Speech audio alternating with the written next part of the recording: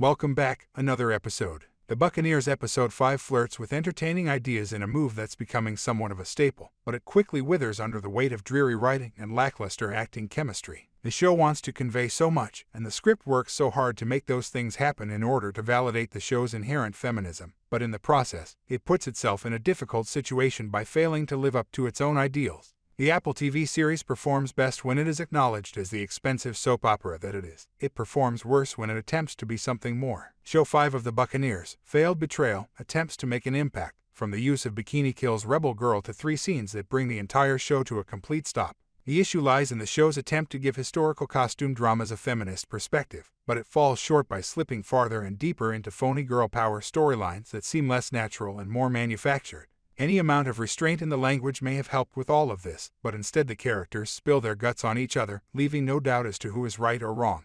The scene involving Guy and Lizzie, 2 characters who haven't spent much time together, works. Guy is not a male, so Lizzie laments to him that being full is the best feeling in the world, but she is still suffering with the consequences of her horrific humiliation at the hands of the savage James. She continues by telling him that women are made to appear hungry so that men may see them. She fiercely objects to this way of thinking, questioning the rationale behind the necessity of disappearing in order to be noticed. It's one of the very few times in the series thus far where the moment's oppressive quality kind of works. Yes, it doesn't need to be explained to us in such depth, but it does touch on a universal truth that isn't discussed as much. The scene where Conchita later talks to Nan about how sometimes loving someone means hating them is less effective. This is an old idea that nonetheless manages to creep itself into most romantic stories. Being a part of an enemy-to-lovers plot is one thing, the romantic aspect comes later. Promoting the notion that loving someone entails occasionally hating them is one thing. If there was chemistry between the partners at the heart of the romance, this concept might also work well. However, this idea is reinforced throughout the episode, which mostly focuses on the consequences of Guy's telegram to Nan, in which he declares his love for her. When she learns about it, she demands to know what's inside and immediately tells him she didn't see it.